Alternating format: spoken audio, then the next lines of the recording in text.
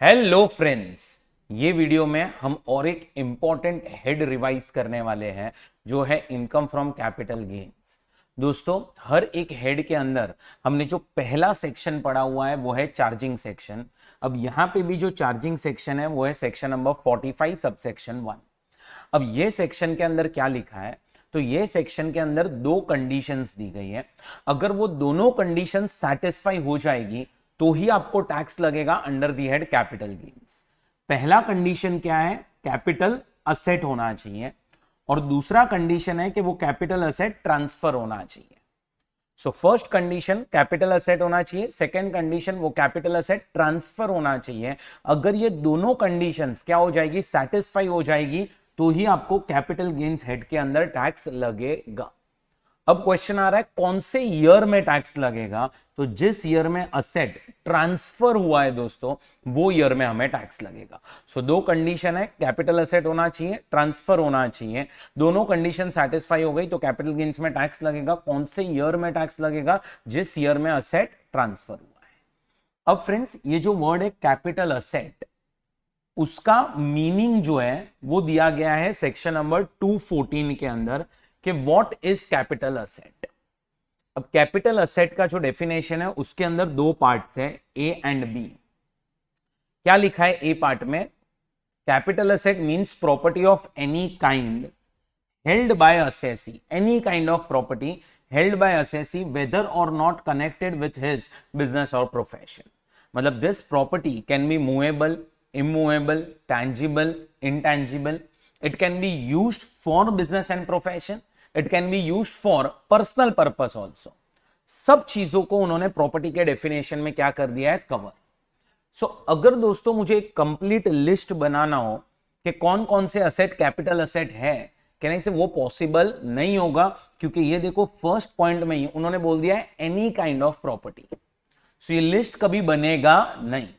तो ऐसी डेफिनेशंस में हम क्या करते हैं, फोकस किस पे करते हैं, एक्सक्लूजन्स पे ज्यादा ध्यान देते हैं। किस पे ज्यादा ध्यान देते हैं, एक्सक्लूजन्स के ऊपर। सो देखो, capital asset means what, any kind of property held by assessee whether और नॉट कनेक्टेड विद बिजनेस और प्रोफेशन। अब इसमें मूवेबल प्रॉपर्टी आ गया, immovable, tangible, intangible, used for business, used for personal purpose, सारी प्रॉपर्टीज आ चुकी है। अब हम लोग क्या करेंगे, एक्सक्लूजन पे फोकस करेंगे। पहले मैं एक्सक्लूजन पे जा रहा हूं, फिर मैं आपको ये बी पॉइंट बताता हूं क्या है। एक्सक्लूजन के अंदर पहला ही एक्सक्लूजन क्या आ रहा है, stock in trade, consumable stores, raw material held for business and profession. अब दोस्तों, अगर कोई असेट आपके लिए स्टॉक इन ट्रेड की तरह है, अगर कोई असेट आपके लिए स्टॉक इन ट्रेड की तरह है, तो वो असेट फिर आपके लिए कैपिटल असेट नहीं होगा, क्योंकि वो स्टॉक इन ट्रेड बेचने पे आपको वैसे भी टैक्स लगने वाला है under the head business and profession. So अगर आपको टैक्स बिजनेस में लगने वाला है, इसीलिए कहने से हमने स्टॉक इन ट्रेड को यहां से एक्सक्लूड कर दिया, क्योंकि अगर हम एक्सक्लूड नहीं करते तो स्टॉक इन ट्रेड भी एक टाइप का प्रॉपर्टी बन जाता, और प्रॉपर्टी बन जाता तो आपको टैक्स फिर कैपिटल गेन्स में भी लगता। सो मैं अगर एग्जांपल लूं कल्याण ज्वेलर्स का, तो उनके लिए जो ऑर्नामेंट्स हैं, कहने से वो स्टॉक इन ट्रेड है। तो जब भी वो लोग ऑर्नामेंट्स बेचेंगे तो आपको टैक्स कौन से हेड में लगेगा, उनको तो लगेगा under the head business and profession. So वो एक चीज ध्यान में रखना कि अगर कोई असेट आपके लिए क्या है, स्टॉक इन ट्रेड है, तो आपको टैक्स जो है वो लगेगा under the head business and profession. अब दोस्तों, अब हुआ ये कि स्टॉक इन ट्रेड के अंदर आपको टैक्स बिजनेस में लगने वाला है, तो अब जो सिक्योरिटीज होती है, शेयर्स, डिबेंचर्स, बॉन्ड, ये जो सिक्योरिटीज होती है दोस्तों, securities can be held as stock in trade और securities can be held as investment। जब securities are held as stock in trade तो आपकी इनकम कहां टैक्सेबल होगी, बिजनेस एंड प्रोफेशन में।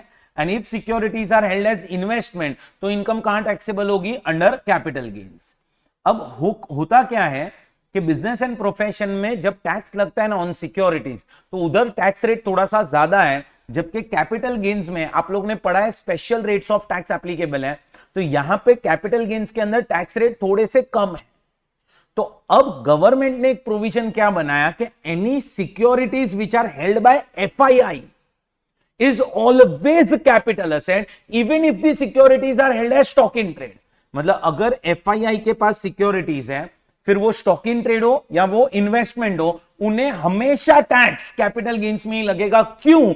क्योंकि ये FIIs जो है that is foreign institutional investor, वो एक मेजर इन्वेस्टर है इन इंडिया, मेजर इन्वेस्टर है इन इंडिया।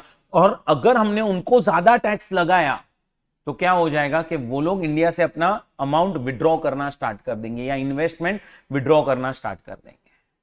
सो इसीलिए उनको एक छोटा सा बेनिफिट दे दिया है कि FII आप जब सिक्योरिटीज खरीदोगे, even if securities are stock in trade for you, हम आपको बिजनेस में टैक्स नहीं लगाएंगे, हम आपको टैक्स कैपिटल गेन्स में ही लगाएंगे। और इसीलिए कैपिटल असेट के अंदर ये सेकेंड पॉइंट उन्होंने डाला।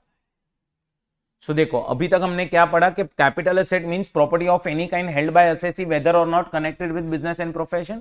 And next is any securities held by FII, this securities can be stock in trade और इट कैन बी इन्वेस्टमेंट, उससे कोई फर्क नहीं पड़ेगा। अब एक्सक्लूजन के अंदर stock in trade, raw material, consumables exclude किया। Number 2 movable properties which are held for personal use, उसको एक्सक्लूड कर दिया। सो कोई भी टाइप की मूवेबल प्रॉपर्टी जो पर्सनल यूज के लिए आप पर्सनल यूज करोगे जिसका, वो कहना से क्या हो जाएगी एक्सक्लूड। लेकिन उसके अंदर भी दोस्तों अब ये एक्सक्लूजन डाल दिए हैं, मतलब ये जितने भी एक्सक्लूजन के अंदर दिए गए हैं ये सारे कैपिटल असेट की डेफिनेशन को क्वालिफाई करेंगे।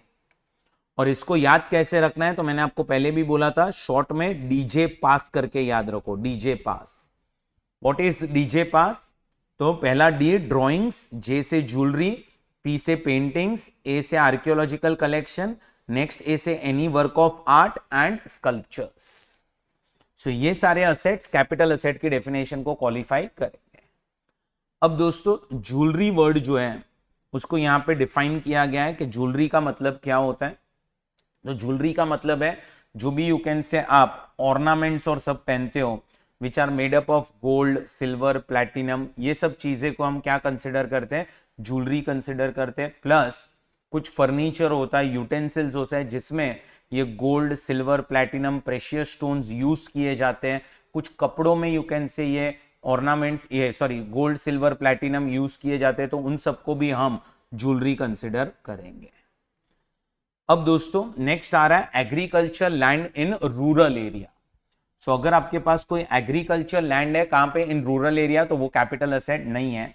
अब agriculture land in rural area को भी यहां पे डिफाइन किया गया है।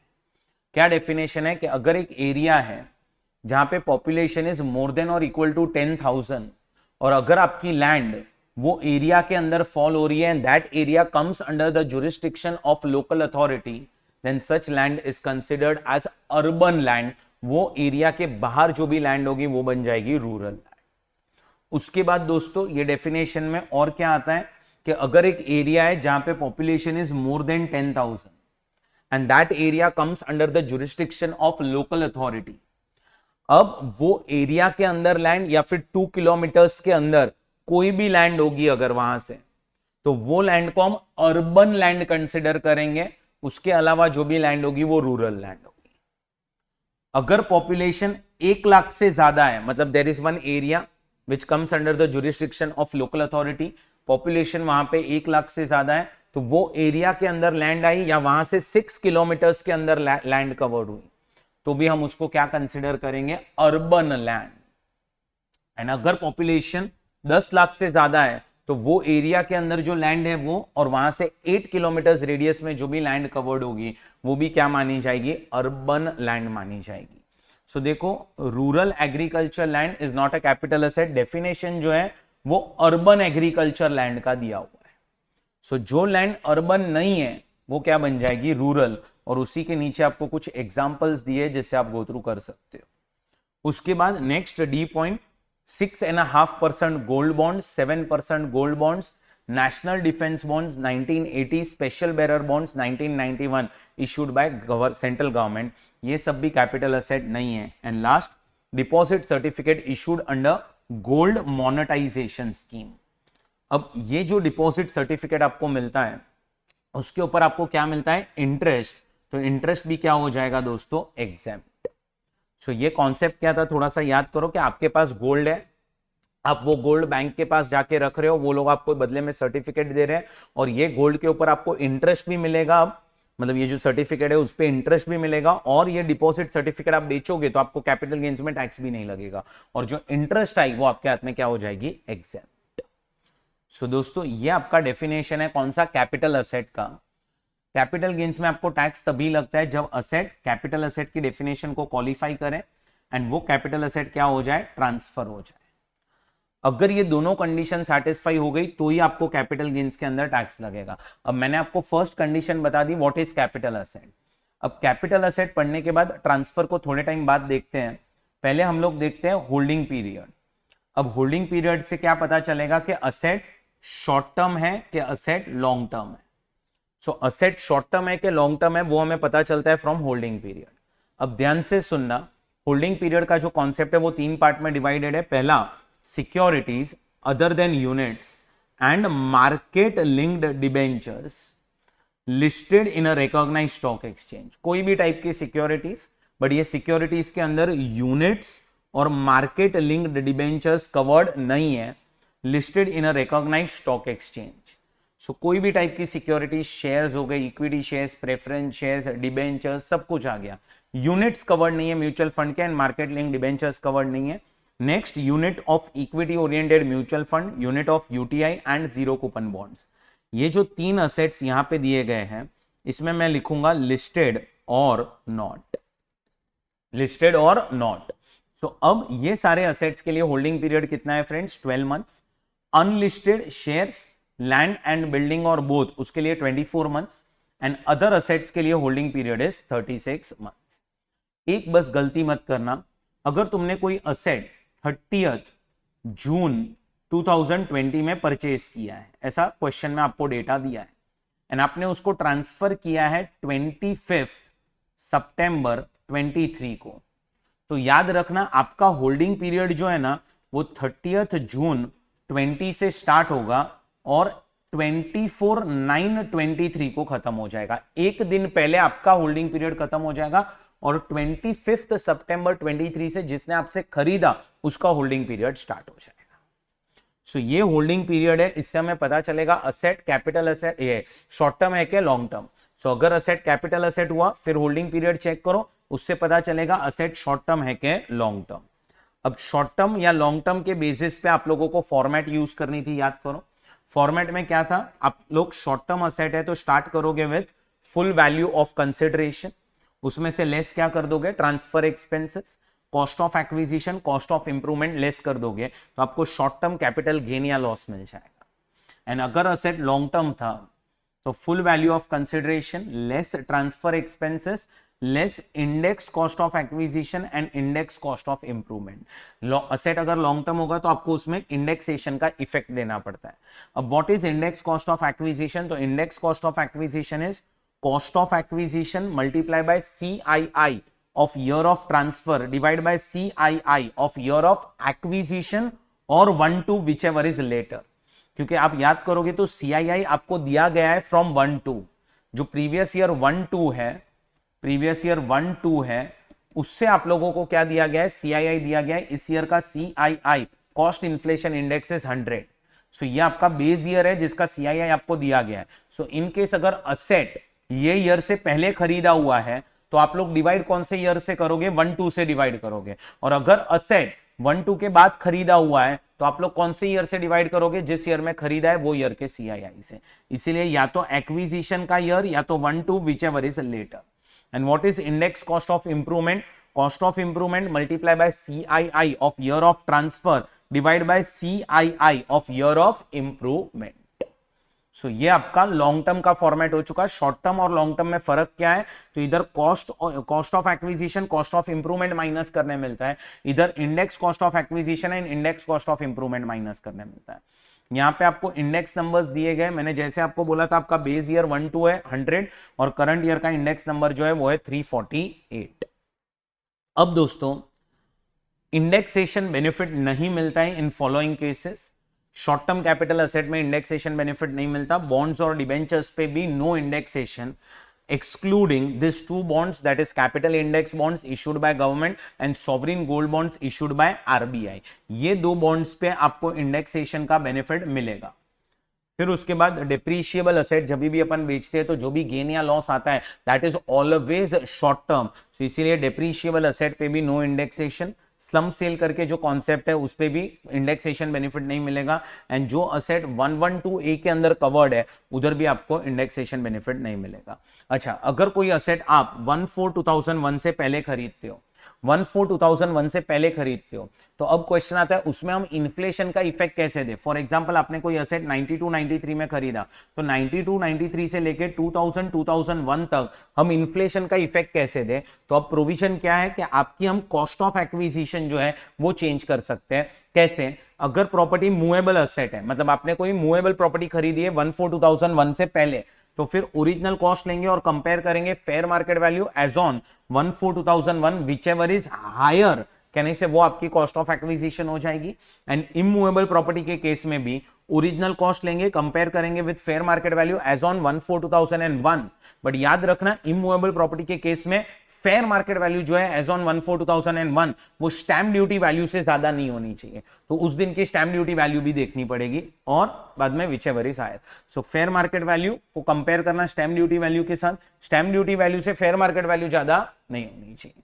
और उसके बाद जो भी इंप्रूवमेंट आप करवाओगे, इंप्रूवमेंट कब? 1/4/2001 के पहले, उसको हम इग्नोर करेंगे, और जो भी इंप्रूवमेंट आपने करवाई है ऑन और आफ्टर 1/4/2001 वो क्या हो जाएगी? अलाउड। सो ये पहले वाली इंप्रूवमेंट क्यों इग्नोर करते हैं, तो थोड़ा सा याद करो, मैंने आपको ये सिखाया था कि इधर हम लोग फेयर मार्केट वैल्यू ले रहे हैं एज ऑन 1/4/2001, तो जो भी इंप्रूवमेंट आपने 1/4/2001 से पहले करवाई होगी, कहने से वो फेयर मार्केट वैल्यू में उसका इफेक्ट आ चुका होगा।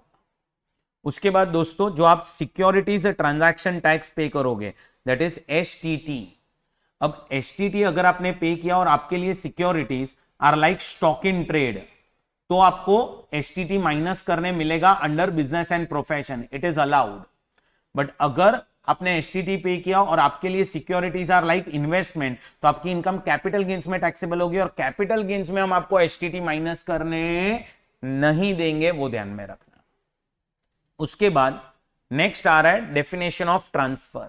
सो देखो, पहले तो मैंने आपको दो कंडीशंस बता दी थी। पहला कंडीशन कैपिटल असेट होना चाहिए और सेकंड कंडीशन ट्रांसफर होना चाहिए। अब हमने कैपिटल असेट देखा, फिर देखा कि capital asset short term long term कब होगा, फिर देखा कि फॉर्मेट क्या होगा। अब हम लोग आ रहे हैं डेफिनेशन ऑफ ट्रांसफर पे। अब ट्रांसफर के अंदर टोटल आप लोगों को 9 पॉइंट्स दिए गए हैं जिसको हम ट्रांसफर कंसिडर करते हैं। पहला क्या है? सेल। सी, अब आपको कैपिटल गेन्स में टैक्स कब लगेगा? जब आपका असेट ट्रांसफर होगा। ट्रांसफर के अंदर पहला ही पॉइंट आ रहा है सेल, सेकंड पॉइंट आ रहा है एक्सचेंज। मतलब अगर आपने असेट सेल किया आपको कैपिटल गेन्स में टैक्स लग जाएगा, अगर आपने असेट एक्सचेंज किया तो भी आपको कैपिटल गेन्स में टैक्स लग जाएगा। अगर रेलिंक्विशमेंट हो रहा है ऑफ असेट, रेलिंक्विशमेंट का मतलब क्या होता है? सरेंडर कर देना। क्या कर देना? सरेंडर कर देना। सो जैसे बायबैक ऑफ शेयर्स हो गया, रिडम्पशन ऑफ प्रेफरेंस शेयर्स हो गया, ये सब क्या है? रेलिंक्विशमेंट के एग्जांपल्स हैं, वहां पे भी आपको टैक्स लग जाएगा under capital gains. Next is extinguishment of any rights. Extinguishment मतलब क्या? खत्म होना। एक्सटिंग्विशमेंट का मतलब क्या होता है? खत्म होना। जैसे पार्टनर ने अगर सपोज असेट पार्टनरशिप फर्म को दे दिया, तो कहने से जो असेट उसके पास था अब उसके राइट्स वो असेट के अंदर कम हो चुके, खत्म हो चुके, एक्सटिंग्विश हो चुके हैं। सो पार्टनर जब असेट दे रहा है फर्म को, कहने से that is example of extinguishment of rights. Next is compulsory acquisition. Next is conversion of capital asset into stock in trade. Next is maturity और redemption of zero coupon bonds. याद करो, ये zero coupon bonds अपन ने पढ़ा था business and profession के अंदर, जहां पे ये बॉन्ड्स डिस्काउंट पे इशू किए जाते हैं और रिडीम होते हैं एट पार और प्रीमियम। और अब सपोज ये बॉन्ड्स इशू हुए थे 60 पे और रिडीम हुए हैं 100 में, तो 40 रुपया वो कंपनी के लिए खर्चा है और इन्वेस्टर के लिए वो क्या है? Capital gains. Next section 53A of transfer of property है। ये हमने सेक्शन नंबर 27 डीम्ड ओनर के अंदर पढ़ा था, याद करोगे तो, कि 3 कंडीशंस दी गई थी।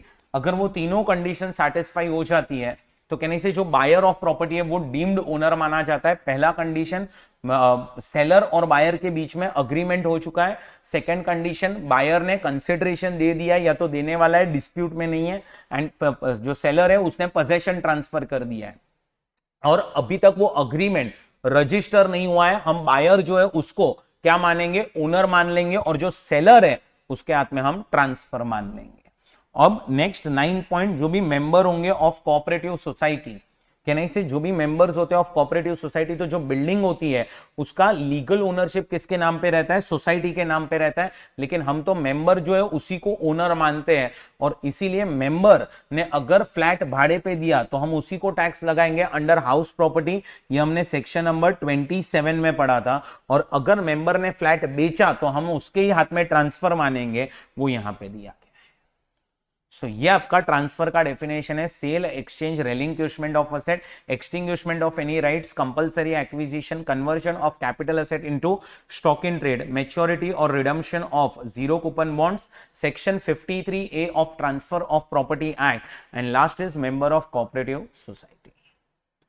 अब दोस्तों कुछ स्पेशल केसेस यहां पे दिए गए हैं कि आपको कैपिटल गेन्स किस तरह से कैलकुलेट करना है ये स्पेशल केसेस के अंदर। अब जैसे अगर प्रॉपर्टी का डिस्ट्रक्शन हो जाता है, तो अगर प्रॉपर्टी क्या हो गई है? डिस्ट्रॉय हो चुकी है। अब क्या रीजंस की वजह से डिस्ट्रॉय हुई है? तो पहला reason is natural calamities, next reason is riots, third reason is enemy attacks, and fourth reason is fire explosion.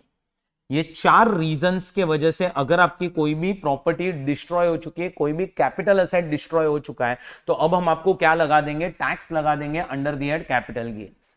सो ये 4 रीजंस के वजह से प्रॉपर्टी डिस्ट्रॉय हुई, you are liable to pay tax under capital gains. अब question आता है हमारा एफईओसी क्या होगा? तो एफईओसी हो जाएगा amount received from insurance company in case compensation is monetary. मतलब अगर इंश्योरेंस कंपनी ने पैसा दे दिया तो दैट इज योर एफईओसी, एंड अगर इंश्योरेंस कंपनी ने असेट दे दिया, जो असेट डिस्ट्रॉय हुआ था ऐसा सिमिलर असेट दे दिया, तो फेयर मार्केट वैल्यू ले लेंगे हम असेट की। अच्छा, आपका होल्डिंग पीरियड क्या होगा? जिस दिन से आपने असेट खरीदा था तब से लेके डिस्ट्रक्शन तक। अच्छा, अगर असेट लॉन्ग टर्म है तो आपको इंडेक्सेशन मिलेगा एक्विजिशन से लेके डिस्ट्रक्शन तक। लेकिन याद रखना यहां पे आपको टैक्स जो है ना, टैक्स वो कब लगेगा? तो यहां पे आपको टैक्स लगेगा in a year in which insurance compensation is received. See normally आपको टैक्स कब लगता है? जिस ईयर में असेट ट्रांसफर होता है। यहां पे आपको टैक्स जो है वो जिस ईयर में असेट ट्रांसफर हुआ, ट्रांसफर मतलब जिस ईयर में असेट डिस्ट्रॉय हुआ, वो ईयर में नहीं लगेगा, आपको टैक्स लगेगा in the year in which insurance compensation is received. So ये एक चीज ध्यान में रखना दोस्तों। उसके बाद नेक्स्ट आ रहा है conversion of capital asset into stock in trade. So अगर कोई पर्सन अपना कैपिटल असेट क्या कर देता है? कन्वर्ट कर देता है into stock in trade. So for example आपने यहां पे कैपिटल असेट खरीदा था, यहां पे आपने उसको कन्वर्ट कर दिया इनटू स्टॉक इन ट्रेड, और फिर आपने अपना स्टॉक इन ट्रेड बेचा। तो दोस्तों यहां से लेके यहां तक की जो इनकम है, कहने से तब तक आपने असेट को क्या कंसिडर किया था? कैपिटल असेट कंसिडर किया था। और यहां से लेके यहां तक की जो इनकम है उसने अपने असेट को क्या कंसिडर किया था? Stock in trade. तो ये इनकम कैपिटल गेन्स में जाएगी और ये इनकम जाएगी under the head business and profession. So अब इसका कैसे कैलकुलेशन करना है? तो बहुत सिंपल है दोस्तों। आपने कैपिटल असेट खरीदा, यहां पे कन्वर्ट किया उसको यहां पे, तो यहां से लेके यहां तक की जो भी इनकम होगी वो कैपिटल गेन्स में टैक्सेबल होगी। कैसे टैक्सेबल होगी? तो कैपिटल गेन्स में आपको टैक्स कैसे लगेगा? तो आप फेयर मार्केट वैल्यू ले लो on the date of conversion. इस दिन पे जो भी फेयर मार्केट वैल्यू होगी वो ले लो, और उसमें से असेट की कॉस्ट माइनस कर दो। मतलब आप ऐसा समझो कि ये कन्वर्ट जब हुआ है ना, तब हमने वो असेट को बेच दिया, ऐसा समझो। तो कितने में बेचते? तो जो वो टाइम पे मार्केट वैल्यू होती उतने में हम बेचते, और उसमें से आप ये कॉस्ट को माइनस कर दो। अगर असेट लॉन्ग टर्म है तो इंडेक्सेशन कर दो। अब दोस्तों इंडेक्सेशन और सब यहां तक ही होगा, कन्वर्जन तक।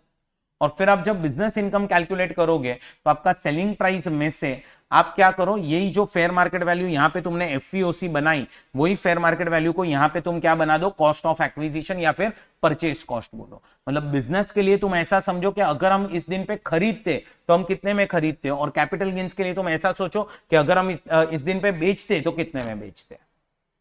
सो आप सेलिंग प्राइस ले लो आपके स्टॉक इन ट्रेड का, और एफएमवी जो भी था ऑन डेट ऑफ कन्वर्जन वो माइनस कर दो। अब ध्यान से सुनना, यहां पे आपका जो ईयर ऑफ ट्रांसफर है that is year of conversion. जिस दिन असेट कन्वर्ट हुआ है उस दिन हम ट्रांसफर मानेंगे, लेकिन आपको जो टैक्स है ना वो उस साल में नहीं लगेगा, आपको टैक्स लगेगा वो ईयर में जिस ईयर में आपका स्टॉक इन ट्रेड बिकेगा। मतलब आपका जिस ईयर में स्टॉक इन ट्रेड बिका उस ईयर में ही आपको टैक्स हो जाएगा under the head capital gains as well as business and profession. Next 45(2)(a, ये क्या बोलता है कि अगर आपकी सिक्योरिटीज डीमैट अकाउंट में है, तो डीमैट अकाउंट से जब आप सिक्योरिटीज बेचोगे तो आप लोगों को फीफो मेथड फॉलो करना है।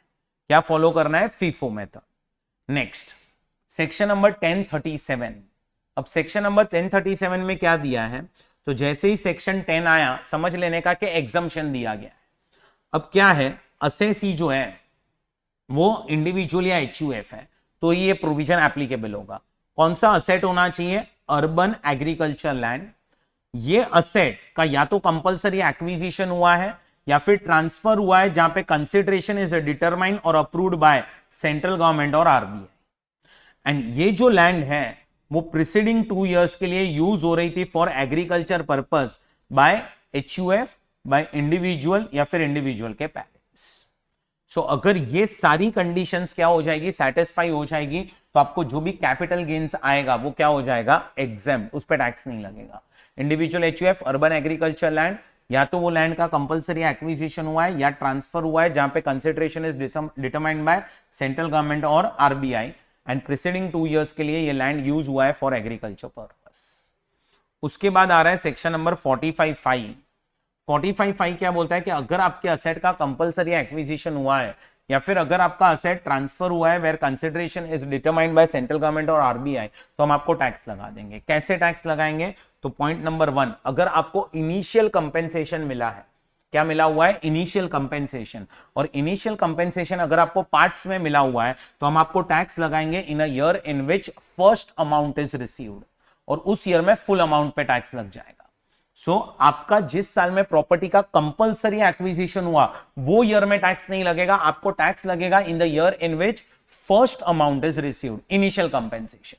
फिर अगर आपको लगता है कि आपका कंपेंसेशन कम था तो आप अपील फाइल करो। अब अपील फाइल किया आपने और अब आपको एनहांस कंपेंसेशन मिला है। अब ध्यान से सुनना, पॉइंट नंबर 2 और पॉइंट नंबर 3 एनहांस कंपेंसेशन को लेके हैं। अगर आपको एनहांस कंपेंसेशन इंटरिम ऑर्डर के बेसिस पे मिलता है, इंटरिम ऑर्डर, तो फिर आपको टैक्स लगेगा in the year in which final order is passed. And अगर आपको एनहांस कंपेंसेशन मिल रहा है on the basis of final order, तो फिर आपको टैक्स लगेगा जब जब एनहांस कंपेंसेशन रिसीव होगा तब। सो आपको चेक करना पड़ेगा एनहांस कंपेंसेशन इंटरिम ऑर्डर के बेसिस पे मिला है कि फाइनल ऑर्डर पे। अगर इंटरिम ऑर्डर पास हुआ है और आपको कंपेंसेशन दिया गया तो year in which final order is pass, तब टैक्स लगेगा। और अगर फाइनल ऑर्डर पे मिला है तो फिर जब जब रिसीव हुआ तब तब। अब याद रखना, cost of acquisition and cost of improvement nil हो जाएगी, लीगल एक्सपेंसेस जो है वो आपको सिर्फ माइनस करने मिलेंगे। उसके बाद नेक्स्ट पॉइंट आ रहा है कि इंटरेस्ट ऑन कंपेंसेशन। अगर आपको कंपेंसेशन मिलने में डिले हुआ है तो आपको क्या मिल सकता है? इंटरेस्ट मिल सकता है, और वो इंटरेस्ट कहां टैक्सेबल होगा? अदर सोर्सेस में, वो रिसीट बेसिस पे टैक्सेबल होगा, और आपको स्टैंडर्ड डिडक्शन मिलेगा वहां पे 50%, मतलब सिर्फ 50% पे टैक्स हो जाएगा। सो ये आपका सेक्शन नंबर 45 सबसेक्शन 5 है। Initial compensation, enhance compensation. Enhance compensation में 2 पार्ट्स थे, इंटरिम ऑर्डर और फाइनल ऑर्डर। अच्छा, एनहांस कंपेंसेशन में अगर कुछ भी ना दिया हो तो समझने का कि वो मिला है on the basis of final order. Next provision जो है वो है सेक्शन नंबर 50C। ये सबसे ज्यादा इंपॉर्टेंट प्रोविजन है दोस्तों। अब ये प्रोविजन में हमने क्या पढ़ा था, याद करो कि ये प्रोविजन अप्लाई होता है इन case of immovable property. Immovable property that is land, building और बोथ। अब जब भी आप कोई इमूवेबल प्रॉपर्टी ट्रांसफर करोगे, एंड अगर सोचो वो इमूवेबल प्रॉपर्टी जो है उसका अग्रीड वैल्यू इज 100 लाख और इसका जो स्टैम्प ड्यूटी वैल्यू है वो है 80 लाख, तो आपके लिए एफपीओसी क्या हो जाएगा दोस्तों? 100 लाख हो जाएगा। So if agreed value is more than और equal to stamp duty value, then you will take agreed value.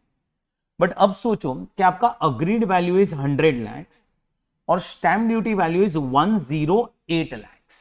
तो अब प्रोविजन क्या था कि अग्रीड वैल्यू जो है, आप जितने में असेट बेच रहे हो उसका 110% लो, उसको कंपेयर करो स्टैम्प ड्यूटी वैल्यू के साथ। अभी आप 100 का 110% लोगे तो 110 लाख हो जाएगा, जो स्टैम्प ड्यूटी वैल्यू से ज्यादा है, तो अब वापस से आपका एफईओसी इज 100 लाख। बट अगर सोचो agreed value is 100 lakh and stamp duty value is 125 lakh, मतलब 110% करो of agreed value which is 110 lakhs. 110 lakhs is less than stamp duty value, then your FEOC is stamp duty value.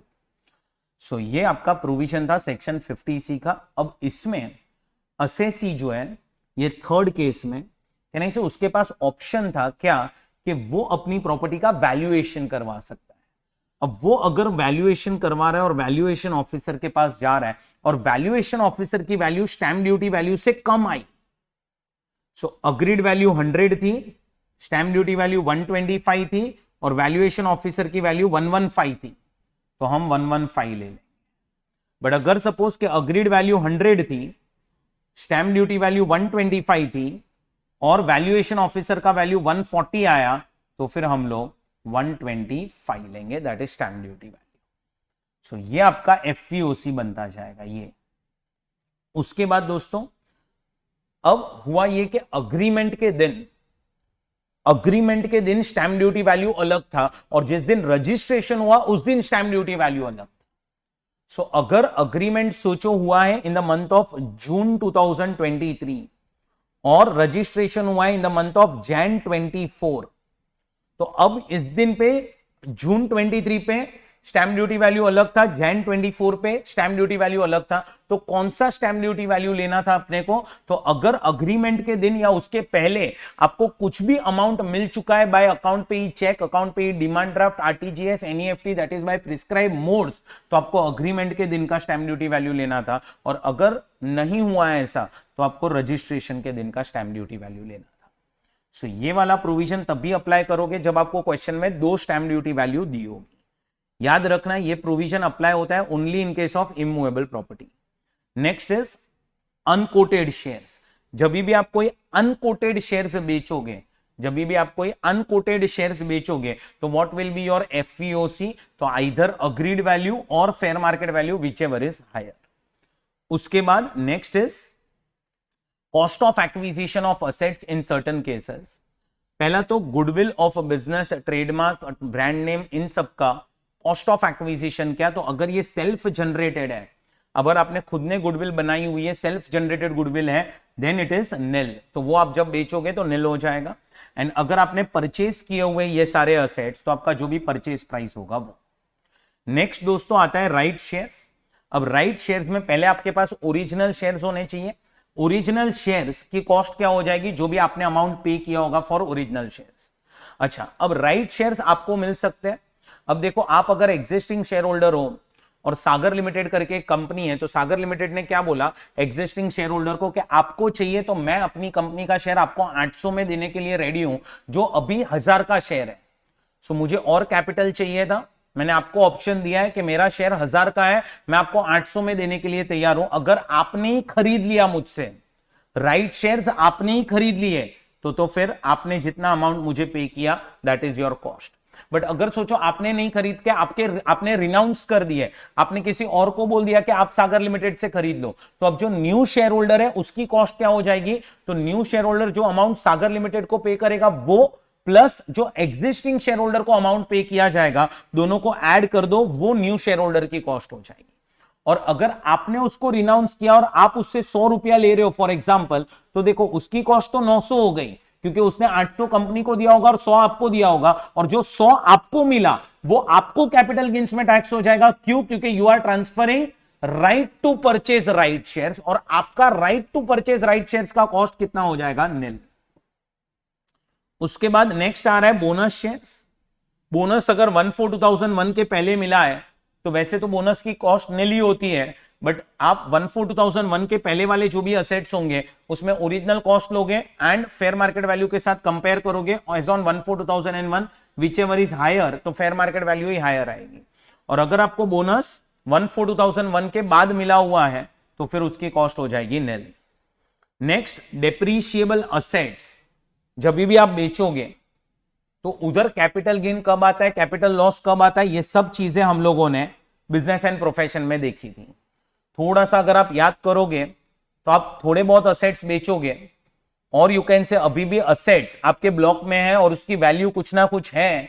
सो अगर number of assets and value of assets दोनों चीजें positive है, तब तक आप depreciation ही calculate करोगे। So number of assets and value of assets positive है, तब तक आप डिप्रीसिएशन कैलकुलेट करोगे। अगर कोई भी एक चीज निल या नेगेटिव हो जाएगी तो ही आपका capital gain and capital loss का कॉन्सेप्ट आएगा। और जो भी कैपिटल गेन या कैपिटल लॉस आएगा वो हमेशा क्या होगा दोस्तों? Short term. हमेशा क्या होगा? वो शॉर्ट टर्म। अच्छा, नेक्स्ट पावर सेक्टर असेट्स, वो याद है पावर जनरेटिंग यूनिट्स के पास ऑप्शन होता था, either they can opt for individual asset system और they can go for block of asset system. अगर वो लोग इंडिविजुअल असेट सिस्टम फॉलो करेंगे तो मेथड ऑफ डेप्रिसिएशन हो जाएगा एसएलएम। अब वो लोग हर साल असेट को डेप्रिशिएट करते गए। अब डब्ल्यूडीवी आ चुकी है असेट की, अगर असेट उससे कम में बेचा then it is terminal depreciation, अगर असेट उससे ज्यादा में बेचा और कॉस्ट तक अमाउंट रिकवर हुआ है then it is balancing charge, और कॉस्ट से ऊपर गया then it is capital gains as per section 50A। सो ये चीजें हम लोगों ने कैपिटल गेन्स में सॉरी बिजनेस एंड प्रोफेशन में पढ़ी हुई थी।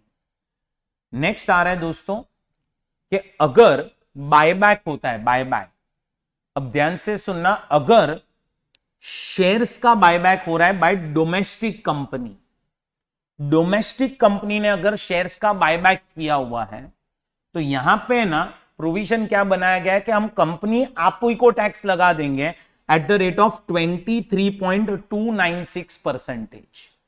20% बेसिक टैक्स है, 12% सरचार्ज है and 4% health and education cess है। ये तीनों मिला के 23.296% आ जाता है। So buyback of shares by domestic company, हम कंपनी आप ही को टैक्स लगाएंगे क्योंकि there are n number of share holders, आपसे टैक्स कलेक्ट करना इजी हो जाएगा than to collect tax from n number of share holders, और शेयर होल्डर्स आपके हाथ में हम क्या कर देंगे, एग्जेम्प्ट। अगर बायबैक हो रहा है of shares by company other than a domestic company, अब डोमेस्टिक कंपनी नहीं है तो टैक्स किसको लगेगा, तो हम टैक्स शेयर होल्डर को लगा देंगे ऑन बायबैक, कंपनी को कोई टैक्स नहीं।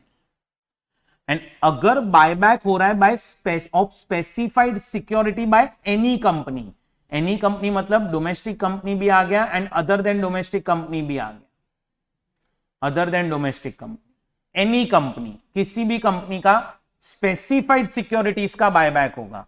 अब स्पेसिफाइड सिक्योरिटीज में एक ही कवर्ड है अभी तक, ईसॉप, तो अगर ईसॉप का बायबैक कोई भी करे टैक्स किसको लगेगा, डायरेक्टली शेयर होल्डर्स को ही लगेगा, कंपनी को नहीं लगेगा।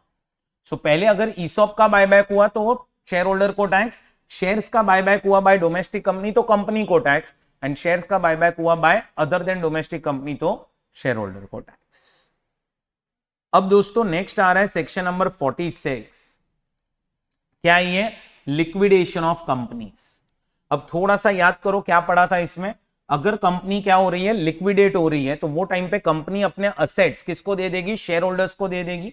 तो कंपनी के हाथ से असेट्स जा रहा है then this distribution is not a transfer, and company को कोई कैपिटल गेन्स के अंदर टैक्स नहीं लगेगा, कंपनी को कोई भी कैपिटल गेन्स के अंदर टैक्स नहीं लगेगा। बट यस, अगर कंपनी ने असेट्स शेयर होल्डर को दिए हैं तो तुम समझो शेयर होल्डर्स जो है वो टाइम पे कहने से शेयर सरेंडर कर देगा, तो कंपनी से असेट मिला प्लस कंपनी से कुछ पैसा आपको बैंक में भी मिल सकता है अगर कंपनी के पास बैंक में पैसा हुआ तो। सो कंपनी ने असेट दे दिया, कंपनी ने बैंक बैलेंस दे दिया, अब हम क्या करेंगे, ये असेट और बैंक बैलेंस का टोटल कर लेंगे, मतलब असेट की मार्केट वैल्यू ले लेना और बैंक बैलेंस उसमें ऐड कर देना, टोटल करेंगे और इसमें से जितना भी कंपनी का रिजर्व्स एंड सरप्लस था जो शेयर होल्डर को एट्रीब्यूटेबल था वो डिविडेंड माना जाता है अंडर सेक्शन 222C, जो अदर सोर्स में टैक्सेबल होगा, और जो बैलेंस अमाउंट आपका बचेगा वो बैलेंस अमाउंट पे आपको टैक्स लग जाएगा अंडर कैपिटल गेन्स। अच्छा, और एक चीज ध्यान में रखना, ये प्रोविजन अप्लाई तभी होगा जब कंपनी ने असेट दिया है लिक्विडेशन पे टू शेयर होल्डर। अगर कंपनी ने पहले असेट बेचे, कंपनी ने अगर पहले असेट बेचे हैं तो फिर कैपिटल गेन्स के अंदर टैक्स कंपनी को ही लग जाएगा। सो वो एक चीज ध्यान में रखना। नेक्स्ट दोस्तों, अब आ रहा है नॉन टैक्सेबल ट्रांसफर्स। अब कुछ ट्रांसफर्स थी जो जहां पे टैक्स नहीं लगता था, थोड़ा सा याद करो। अगर एचयूएफ का क्या हुआ है, पार्टीशन, और पार्टीशन के वक्त असेट किसको गया है, मेंबर्स को गया है, तो एचयूएफ का जब पार्टीशन हुआ असेट मेंबर को गया तो ये टाइम पे एचयूएफ को टैक्स नहीं लगेगा, ना मेंबर्स को ये टाइम पे टैक्स लगेगा। बट जब मेंबर्स ये असेट बेचेंगे किसी पर्सन को तो मेंबर्स को टैक्स हो जाएगा। अब मेंबर्स के लिए कॉस्ट क्या होती थी, cost to previous owner, that is HUF की जो कॉस्ट थी वो। अच्छा, मेंबर्स का होल्डिंग पीरियड क्या होता था, तो जो एचयूएफ ने खरीदा तब से लेके मेंबर ने जब तक बेचा तब तक आपको होल्डिंग पीरियड कंसीडर करना था, मतलब holding period of previous owner plus holding period of current owner दोनों को ऐड करना था। और उसके बाद अगर असेट लॉन्ग टर्म है तो आपको इंडेक्सेशन कब से मिलेगा, तो थोड़ा सा याद करो। अगर मैं एक्ट के हिसाब से बोलूं तो जब से असेट मेंबर को मिला था तब से लेके मेंबर ने बेचा तब तक। एंड अगर मैं बात करूं मंजुला जे शाह जो केस लॉ था उसके हिसाब से, तो आपको इंडेक्सेशन का बेनिफिट कब से मिलेगा, जब से प्रीवियस ओनर ने असेट खरीदा था तब से, जब से प्रीवियस ओनर ने असेट खरीदा था तब से। सो ये आपका था पार्टीशन ऑफ HUF। नेक्स्ट, अगर आप कोई भी असेट गिफ्ट दे देते हो या विल से ट्रांसफर होता है या फिर इरिवोकेबल ट्रस्ट को ट्रांसफर होता है, कहने से आपको टैक्स नहीं लगेगा। हाँ, लेकिन ऑन सब्सिक्वेंट ट्रांसफर अगर मैंने किसी को गिफ्ट दिया या मेरे विल से किसी को गया तो मुझे अभी टैक्स नहीं लगेगा, बट जो इस पर्सन को अभी असेट मिला उसने फ्यूचर में ट्रांसफर किया तो उसको टैक्स लग जाएगा। सो टैक्सेबल टू ट्रांसफर ये at the time of transfer, जब ट्रांसफर री ने ट्रांसफर किया होगा तब उसको टैक्स लगेगा। What is cost of acquisition for transfer, again cost to previous owner, holding period, previous owner, current owner दोनों का हम ऐड करेंगे। एंड वापस से इंडेक्सेशन को लेके सेम चीज, एज पर एक्ट देखेंगे तो जब से करंट ओनर को मिला तब से इंडेक्सेशन मिलेगा। एज पर मंजुला जे शाह जो केस लॉ है उसके हिसाब से देखेंगे तो प्रीवियस ओनर जो था उसको जब से असेट मिला तब से यू कैन से, उसने जब से असेट खरीदा था तब से आपको इंडेक्सेशन मिलेगा। सो अगर आप कोई भी असेट गिफ्ट में देते हो या आपके विल से कोई असेट जा रहा है या फिर इरिवोकेबल ट्रस्ट को असेट जा रहा है, कहने से आपको टैक्स नहीं लगेगा। अच्छा, अब ये जो गिफ्ट है, गिफ्ट और जो इरिवोकेबल ट्रस्ट है, इसका एक एक्सेप्शन था, याद करो, ईसॉप। मतलब अगर आपने किसी को ईसॉप गिफ्ट कर दिया या आपने ईसॉप ट्रस्ट को दिया जो इरिवोकेबल था, कहने से अब ये केस में आपको टैक्स लग जाएगा। सो अगर ईसॉप दिया हुआ है तो टैक्स लग जाएगा। ईसॉप एक क्या था, एक्सेप्शन था गिफ्ट और इरिवोकेबल ट्रस्ट का। सो अब नीचे मैंने देखो टैक्सेशन ऑफ ईसॉप आपको सिखाया था, क्या था कि अगर एम्प्लॉयर ईसॉप दे रहा है एम्प्लॉई को, 10 लाख उसकी मार्केट वैल्यू थी और एम्प्लॉई से 2 लाख लिया है, तो अभी तो एम्प्लॉई के लिए ये फायदा हुआ, परक्विजिट हुआ कितना, 8 लाख का। तो 8 लाख पे उसको टैक्स लग चुका है अंडर दी हेड सैलरीज। तो जब आपको ईसॉप मिलेगा तो पहले आपको टैक्स लगेगा अंडर दी हेड सैलरीज, और फिर ये एम्प्लॉई कल उठ के अगर यही ईसॉप सेल करता है, सेल बेच दिया, और वो टाइम पे उसकी मार्केट वैल्यू 50 लाख थी और आपको 40 लाख रुपया मिला हुआ है, तो दोस्तों इनकम फ्रॉम कैपिटल गेन्स आपकी कितनी हो जाएगी। तो याद करो, अगर ये ईसॉप अनकोटेड शेयर्स है, अनकोटेड शेयर्स, तो 50 lakh you can say is your FPOC, क्योंकि अभी मैंने ऊपर पढ़ाया सेक्शन 50C है अनकोटेड शेयर्स। अगर आप कम प्राइस पे दे रहे हो तो फेयर मार्केट वैल्यू आपकी एफपीओसी बन जाएगी, और अगर कोई अदर असेट है तो 40 लाख रुपया इज योर एफपीओसी। एंड आपकी कॉस्ट क्या हो जाएगी, तो देखो 2 लाख रुपया तो एम्प्लॉय ने पे किया था एम्प्लॉयर को, प्लस 8 लाख पे उसने टैक्स भरा था अंडर सैलरीज, तो इसीलिए उसकी कॉस्ट हो जाएगी 10 लाख। फिर अगर यही ईसॉप गिफ्ट दिया या यही ईसॉप ट्रस्ट को दिया विच इज इरिवोकेबल, तो वापस से हम क्या चेक करेंगे, कितना उसका मार्केट वैल्यू था, और कंसिडरेशन तो 0 ही रहेगा। तो अगर उसका मार्केट वैल्यू 50 लाख है, अब गिफ्ट और इरिवोकेबल ट्रस्ट में आपको टैक्स लगने वाला है, तो what is your FPOC 50 lakh, and what is your cost of acquisition 10 lakh. और अगर यही ईसॉप विल से गया, क्या हो जाएगा दोस्तों, एग्जेम्प्ट। क्या हो जाएगा, एग्जेम्प्ट। उसके बाद अगर होल्डिंग कंपनी सब्सिडरी कंपनी को असेट दे तो टैक्स नहीं लगेगा, लेकिन सब्सिडरी कंपनी बेचे तो टैक्स लगेगा। कैसे लगेगा, same as partition of HUF। And अगर सब्सिडरी कंपनी कोई होल्डिंग कंपनी को असेट दे तो भी टैक्स नहीं लगेगा, पर होल्डिंग कंपनी अगर बेचे तो टैक्स लगेगा। कैसे, same as partition of HUF। अच्छा, अब अगर होल्डिंग ने सब्सिडरी को असेट दिया या सब्सिडरी ने होल्डिंग, मैंने बोला टैक्स नहीं लगेगा, लेकिन वहां पे 2 कंडीशन है। नंबर 1, होल्डिंग कंपनी जो है उसके पास पूरा शेयर कैपिटल होना चाहिए ऑफ सब्सिडरी कंपनी, एंड जो ट्रांसफर री कंपनी है, री वो इंडियन कंपनी होना चाहिए।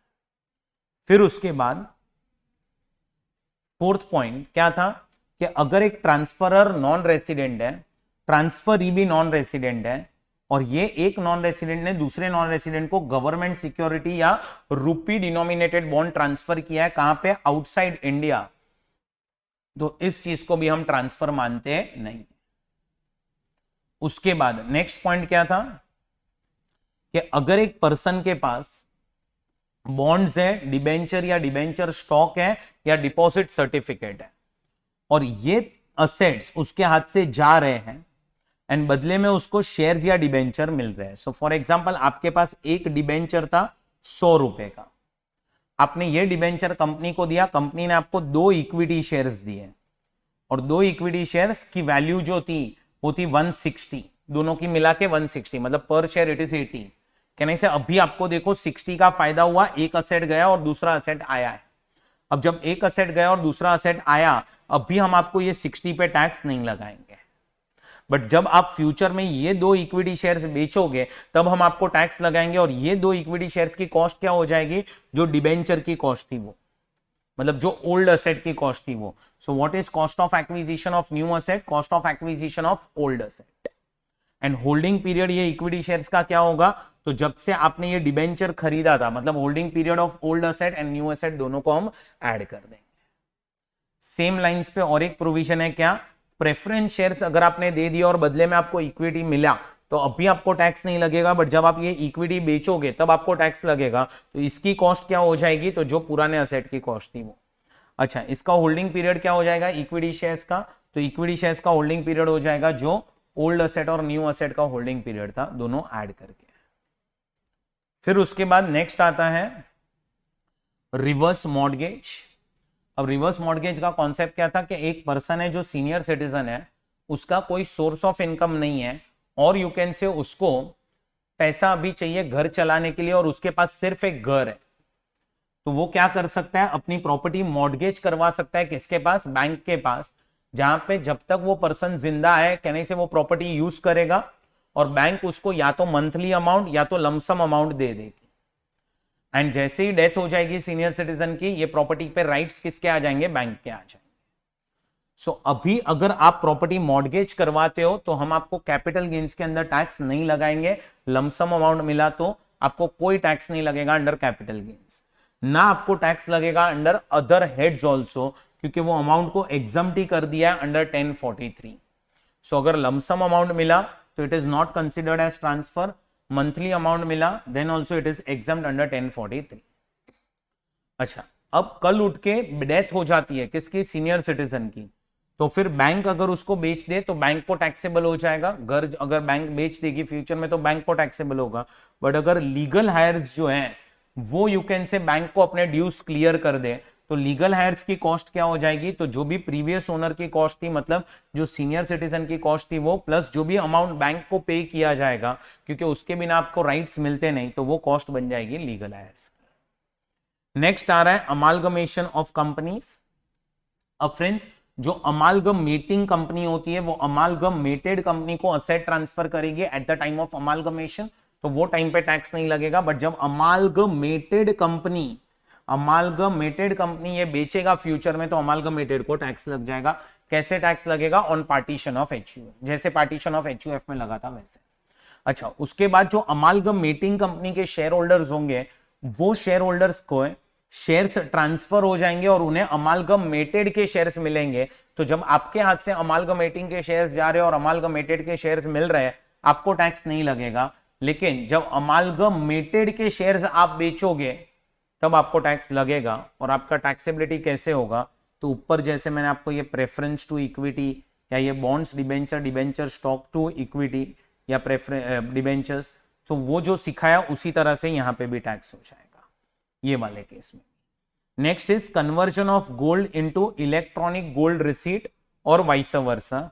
अगर आप गोल्ड को EGR में कन्वर्ट करवाते हो या EGR को गोल्ड में कन्वर्ट करवाते हो तो अभी हम आपको टैक्स नहीं लगाएंगे।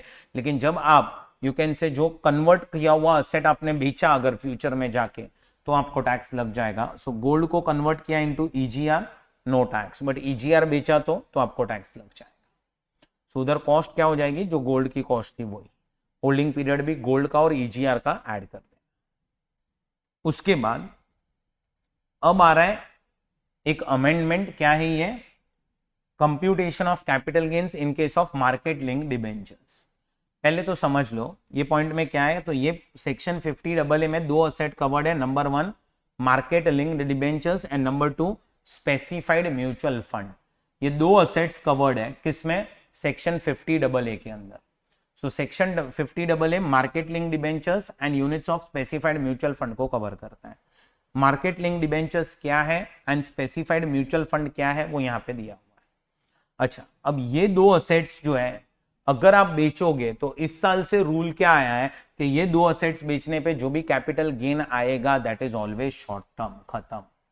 शॉर्ट टर्म का ही फॉर्मेट यूज करना है, even if asset is long term आपको शॉर्ट टर्म ही समझना है। उसके बाद नेक्स्ट क्या आ रहा है, तो नेक्स्ट कॉन्सेप्ट आपका जो है वो है स्लम सेल। अब स्लम सेल क्या होता है कि अगर आप एक यूनिट, डिवीजन, डिपार्टमेंट ट्रांसफर कर देते हो फॉर लमसम कंसिडरेशन, जहां पे एक एक असेट की वैल्यू से डिटरमाइन नहीं होती है, पूरा लमसम प्राइस डिसाइड हो जाता है एक यू कैन से डिपार्टमेंट के लिए, उसको हम बोलते हैं स्लम सेल। स्लम सेल में आपका एफवीओसी क्या हो जाएगा, तो स्लम सेल में your FVOC is fair market value 1, fair market value 2, whichever is higher. अच्छा, फेयर मार्केट वैल्यू 1 क्या था, थोड़ा सा याद करोगे तो फेयर मार्केट वैल्यू 1 में मैंने आपको बोला था असेट माइनस लायबिलिटीज आपको करना है एंड ये सब करना है at current values. Current values पे आपको असेट्स माइनस लायबिलिटीज करना है। What is fair market value 2, तो फेयर मार्केट वैल्यू 2 इज जो भी अमाउंट आपको रिसीव होगा that is fair market value 2। Amount received is your fair market value 2। इन दोनों में से whichever is higher that is your FVOC. Transfer expenses minus करो, नेट कंसिडरेशन मिलेगा, उसमें से कॉस्ट ऑफ एक्विजिशन जो आपका नेट वर्थ है वो माइनस करो, long term short term gain मिल जाएगा। अच्छा, अब नेट वर्थ कैसे कैलकुलेट करना है, तो नेट वर्थ में भी आपको असेट्स माइनस लायबिलिटीज ही लेनी है। अब असेट्स के अंदर जो भी आपके डेप्रीशिएबल असेट्स होंगे उनकी WDV लेनी है। ऐसे असेट्स जिसका डिडक्शन मिल चुका है under 35AD and self generated goodwill की वैल्यू नील लेनी है, क्योंकि 35AD और सेल्फ जनरेटेड गुडविल का आपको बेनिफिट पहले ही मिल चुका है। 35AD मतलब पूरा का पूरा कॉस्ट आपने पीएनएल में डेबिट कर दिया होगा स्पेसिफाइड बिजनेस के केस में, और सेल्फ जनरेटेड गुडविल की कॉस्ट वैसे भी नील होती है। And other assets book value पे लेने हैं, लायबिलिटीज बुक वैल्यू पे माइनस करनी है, आपको नेट वर्थ मिल जाएगा। ये नेट वर्थ क्या बन जाएगा आपका, कॉस्ट ऑफ एक्विजिशन। जब आप नेट वर्थ कैलकुलेट कर रहे हो तो असेट्स में जो भी रिवैल्यूएशन हुआ रहेगा उसको इग्नोर कर देना, असेट्स का रिवैल्यूएशन क्या कर देना, इग्नोर। अच्छा, अब और एक चीज समझो आप लोग कि आपको यहां पे जो इंडेक्सेशन है उसका बेनिफिट मिलेगा नहीं, no indexation benefit. Holding period 36 months का होगा, ये चेक करने के लिए कि असेट शॉर्ट टर्म है या लॉन्ग टर्म। और शॉर्ट टर्म लॉन्ग टर्म का बाइफर्गेशन करना क्यों जरूरी है, ताकि टैक्स रेट डिफर होगा। टैक्स रेट डिफर होगा, फॉर्मेट सेम रहेगा, शॉर्ट टर्म हो या लॉन्ग टर्म फॉर्मेट सेम रहेगा। क्यों, क्योंकि इंडेक्सेशन बेनिफिट मिलता नहीं है। बट यस, अगर टैक्स रेट की बात करें तो tax rate long term asset हुआ तो 20% लगेगा, नहीं हुआ शॉर्ट टर्म हुआ तो नॉर्मल रेट लग जाएगा। सो ये आपका कॉन्सेप्ट है स्लम सेल का। उसके बाद कॉन्सेप्ट आ रहा है एडवांस मनी। बहुत ही सिंपल सा कॉन्सेप्ट था। क्या था एडवांस मनी का कॉन्सेप्ट, कि अगर एडवांस मनी 31 मार्च 2014 तक फोरफिट हुआ है, 31 मार्च 14, तो वो आपकी कॉस्ट ऑफ एक्विजिशन में से कम हो जाएगा। एंड अगर यू कैन से एडवांस 1/4/2014 ऑनवर्ड्स फोरफिट हुआ है, 1/4/2014 ऑनवर्ड्स, तो वो इनकम फ्रॉम अदर सोर्स में टैक्सेबल हो जाएगा। क्या हो जाएगा, इनकम फ्रॉम अदर सोर्सेस में टैक्सेबल हो जाएगा। उसके बाद अब आ रहा है टैक्स रेट्स। अब दोस्तों टैक्स रेट्स में याद करो, पहले तो शॉर्ट टर्म कैपिटल गेन के टैक्स रेट्स क्या थे। तो शॉर्ट टर्म कैपिटल गेन के अंदर अगर सेक्शन नंबर 111A की बात करें तो 111A में क्या दिया था कि कैपिटल असेट अगर इक्विटी शेयर्स है, units of equity oriented mutual fund है या फिर यूनिट्स ऑफ बिजनेस ट्रस्ट है, ये तीन असेट आप ट्रांसफर करोगे और एसटीटी पे किया होगा तो 15% बेसिक टैक्स लगेगा और बाकी सब असेट्स पे आपको नॉर्मल रेट ऑफ टैक्स लग जाएगा। क्या लग जाएगा आपको, normal rate of tax, that is slab rate या फ्लैट रेट जो भी एप्लीकेबल होगा वो। उसके बाद अगर मैं बात करूं 112A की, तो पहले तो ये शॉर्ट टर्म के टैक्स रेट्स हो गए। शॉर्ट टर्म में बस इतना ही याद रखना है, शॉर्ट टर्म में 111A एंड अदर्स, बस दो ही पार्ट्स। अब 112A में क्या दिया हुआ था, long term capital assets, long term capital gains के टैक्स रेट्स 112A, और इसके बाद आता है 112, इसके बाद आता है 112। सो 112 एंड 112A दोनों जगह पे क्या दिया हुआ था, लॉन्ग टर्म कैपिटल गेन्स के टैक्स रेट्स। 112A में क्या दिया था सो अगर एक इक्विटी शेयर्स है आपके पास जिसपे आपने एसटीटी भरा है eight the time of acquisition and transfer, या फिर आपके पास इक्विटी ओरिएंटेड म्यूचुअल फंड है यूनिट्स और यूनिट्स ऑफ बिजनेस ट्रस्ट है, इस पे एसटीटी भरा हुआ है eight the time of transfer. अब दोस्तों अगर ये 3 असेट्स आपने ट्रांसफर किए और आपको गेन आया और गेन 1 लाख से ज्यादा है तो उस पर हम आपको 10% टैक्स लगाएंगे। और ये प्रोविजन एप्लीकेबल था 1/4/2018 ऑनवर्ड्स, क्योंकि 31 मार्च 2018 तक 1038 में ये 3 असेट्स पे गेन क्या हो जाता था, एग्जेम्प्ट। सो ये 3 असेट्स आप ट्रांसफर करो, गेन क्या हो जाता था, एग्जेम्प्ट हो जाता था पूरा का पूरा 31 मार्च 18 तक। लेकिन अब ये 3 असेट्स बेचने पे आपको टैक्स आएगा कितना, 10%, और वो भी कब, जब गेन 1 लाख से ज्यादा होगा। अब अगर आपका असेट यहां पे कवर्ड नहीं है, 112A के अंदर कवर्ड नहीं है, अगर आपका असेट 112A के अंदर कवर्ड नहीं है तो ही आप लोग सेक्शन नंबर 112 में जाओगे। अब सेक्शन नंबर 112 में क्या लिखा है कि जो भी आपको लॉन्ग टर्म कैपिटल गेन्स आए, अगर आप 112A में कवर्ड नहीं हो तो 112 में आओगे। अगर आपको जो भी लॉन्ग टर्म कैपिटल गेन्स आ रहे हैं वो listed securities other than unit पे आ रहे हैं या जीरो कूपन बॉन्ड्स के ऊपर आ रहे हैं, तो टैक्स रेट कितना होगा, या तो 20% लेना विथ इंडेक्सेशन या फिर 10% without indexation, which ever is lower. अगर आप अनलिस्टेड सिक्योरिटी से ट्रांसफर कर रहे हो, ट्रांसफरर अगर नॉन रेसिडेंट या फॉरेन कंपनी है तो टैक्स रेट एक ही है, 10%, नो इंडेक्सेशन बेनिफिट। एंड अगर ट्रांसफरर कोई अदर असेसी है तो tax rate is 20%। Other assets के केस में टैक्स रेट इज अगेन 20%। सो ये आपके लॉन्ग टर्म के टैक्स रेट है। याद रखना सारे के सारे लॉन्ग टर्म या तो 112A में कवर्ड है या फिर 112 में कवर्ड है, और सारे के सारे लॉन्ग टर्म पे आपको स्पेशल रेट ऑफ टैक्स ही लगता है, जबकि शॉर्ट टर्म में सिर्फ ये 3 असेट्स पे ही क्या लगता है, बोलो, स्पेशल रेट। तो शॉर्ट टर्म में सिर्फ 3 असेट्स पे स्पेशल रेट लगता है। और अब जहां जहां पे भी स्पेशल रेट लगता है वहां पे आपको डिडक्शंस मिलेंगे नहीं। कौन से, ATC से लेके ATU के। अच्छा, उसके बाद जो रेसिडेंट इंडिविजुअल होगा या रेसिडेंट HUF होगा, इनके केस में अगर इनकी इनकम जिसपे स्लैब रेट लग रहा है वो बेसिक एग्जम्पशन लिमिट से कम है तो कहना इसे अनएग्जॉस्टेड बेसिक एग्जम्पशन लिमिट बोलेंगे। And unexhausted basic exemption limit you can adjust against 111A, 112A और 112, और बैलेंस जो 111A, 112A या 112 बचेगा उसी पे आपको यू कैन से टैक्स लगेगा। बट याद रखना बेनिफिट सिर्फ रेसिडेंट इंडिविजुअल एंड HUF को ही मिलेगा। अच्छा, और एक चीज याद करो दोस्तों, ये जो 112A करके सेक्शन था ये वाला, कहना इसे इधर आपको रिबेट नहीं मिलता, रिबेट आपको रिबेट जो है वो मिलता नहीं है। सो आपको रिबेट नहीं मिलेगा वो 87A वाला, सिर्फ 112A के सामने रिबेट नहीं मिलेगा दोस्तों, सिर्फ 112A के सामने रिबेट नहीं मिलेगा 87A वाला।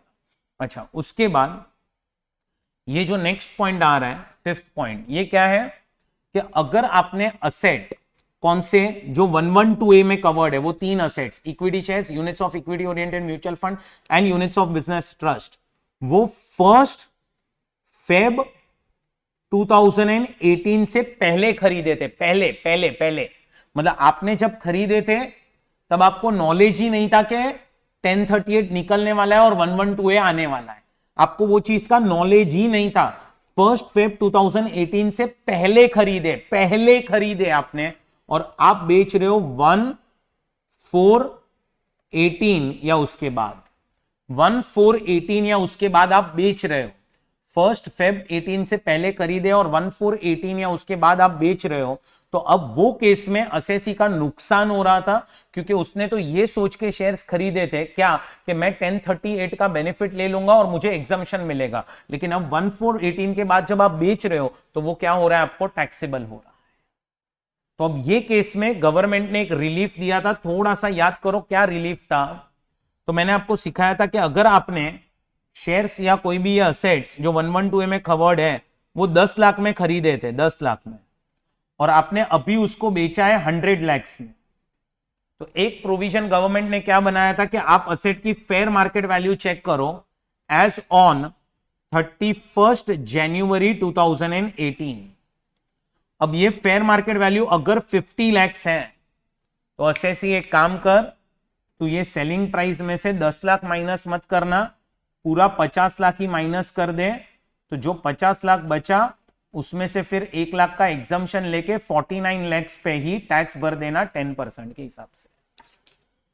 बट यस, अगर कॉस्ट आपकी 10 लाख है, फेयर मार्केट वैल्यू 8 लाख है और सेलिंग प्राइस आपकी 100 लाख है, तो फिर तू एक काम कर, 100 लाख में से अब 10 लाख ही माइनस कर और 90 लाख पे से 1 लाख माइनस करके 89 लाख पे 10% टैक्स दे देना।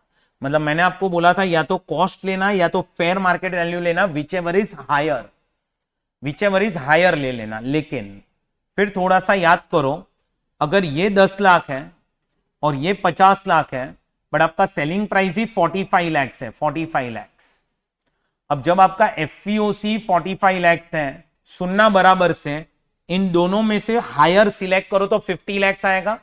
अब 50 लाख आपने एक्चुअली में कॉस्ट इनकर की नहीं है, ये तो गवर्नमेंट आपको बेनिफिट दे रहा है, इट्स अ नोशनल कॉस्ट, आपने ये 50 लाख इनकर नहीं किया है। तो अगर आप इधर 50 लाख माइनस करोगे तो 5 लाख का लॉस आ जाएगा। मतलब हुआ क्या, गवर्नमेंट आपको बेनिफिट देने के चक्कर में उनका नुकसान तो नहीं करेगा।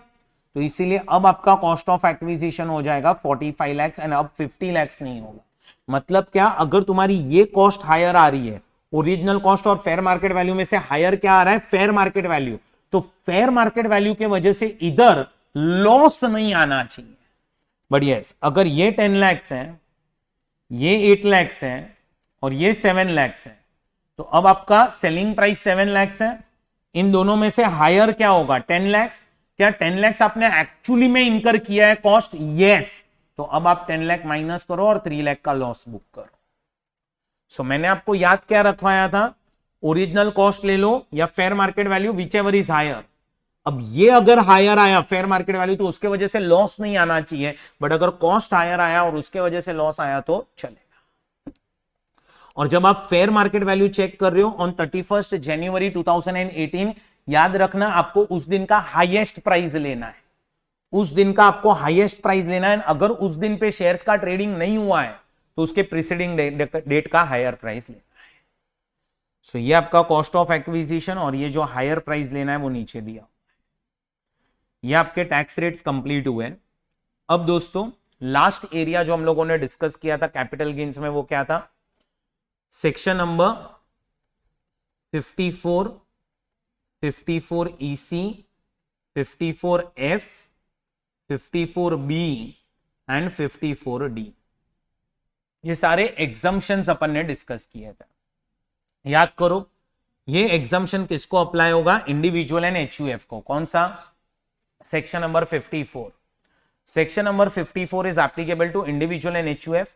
अगर इंडिविजुअल एंड HUF क्या कर रहे हैं, ट्रांसफर कर रहे हैं, क्या ट्रांसफर कर रहे हैं, रेसिडेंशियल हाउस प्रॉपर्टी, और उस पे उनको लॉन्ग टर्म कैपिटल गेन आ रहा है। अगर आपको ये लॉन्ग टर्म कैपिटल गेन पे टैक्स बचाना है, पैसा क्या करो, आप इन्वेस्ट करो। कहां इन्वेस्ट करो, one residential house property in India. अब या तो ये हाउस प्रॉपर्टी आप परचेज करो या तो आप इसको कंस्ट्रक्ट करो। अच्छा, अगर तुम परचेज करना चाहते हो तो तुम्हारे पास टाइम लिमिट क्या है, तो 1 ईयर बैकवर्ड टाइम लिमिट है, 2 इयर्स फॉरवर्ड टाइम लिमिट है। और अगर तुम कंस्ट्रक्शन करना चाहते हो तो 3 इयर्स फॉरवर्ड टाइम लिमिट है। अच्छा, अगर तुमने इन्वेस्ट किया तो हम तुम्हें क्या दे देंगे, एग्जम्पशन, कितना, जितना इन्वेस्ट किया या जितना लॉन्ग टर्म कैपिटल गेन था, which ever is lower. Maximum exemption जो आपको मिल सकता है वो है 10 करोड़। ये अमेंडमेंट हुआ है दोस्तों। उसके बाद ये न्यू असेट के ऊपर क्या आ जाएगा, लॉक इन पीरियड आ जाएगा, कितने इयर्स का, 3 इयर्स का।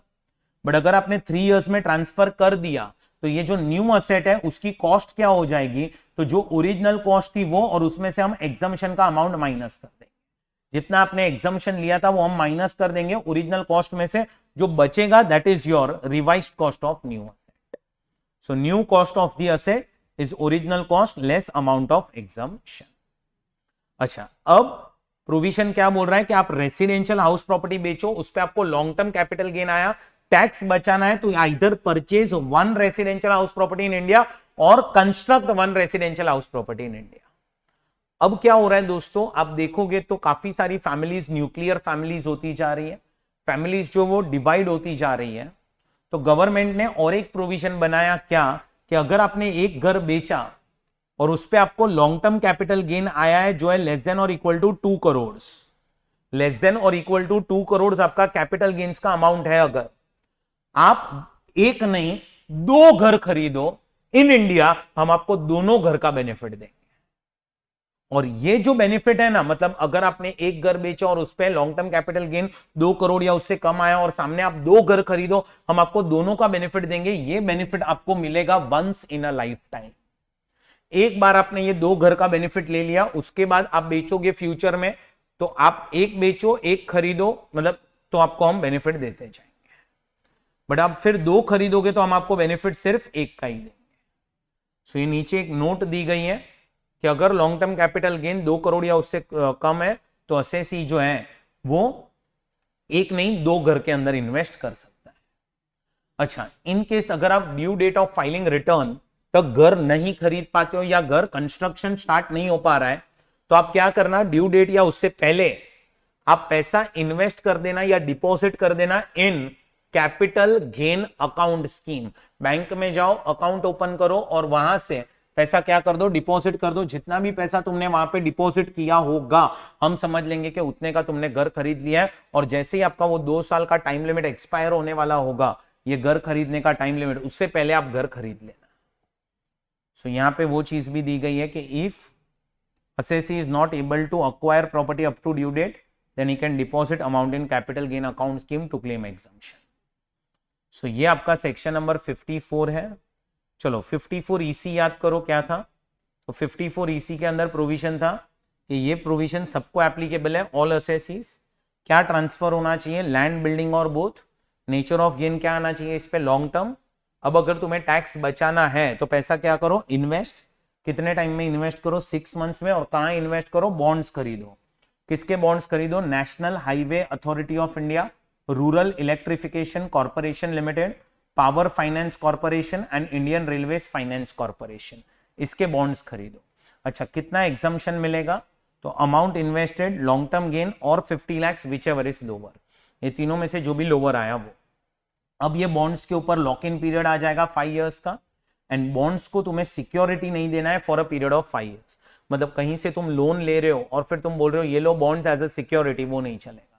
अच्छा, उसके बाद if asset is given as security for 5 years, अगर सिक्योरिटी दे दिया तो जितना आपको एग्जम्पशन मिला था लॉन्ग टर्म वो टैक्सेबल हो जाएगा।